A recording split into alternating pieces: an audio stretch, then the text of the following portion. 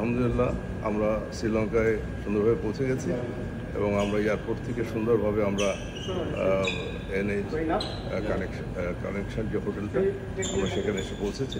ইনশাআল্লাহ আমাদের প্লেয়াররা রেস্ট নিয়ে আমরা 7টার থেকে আবার আমরা আশা করি সুইমিং করবো এবং আগামীকাল থেকে সুন্দরভাবে প্র্যাকটিস শুরু করবো, এই আশা আমরা রাখছি। সবাই ভালো আছে, সুস্থ আছে, আপনারা দোয়া করবেন। আল্লাহ হাফিজ।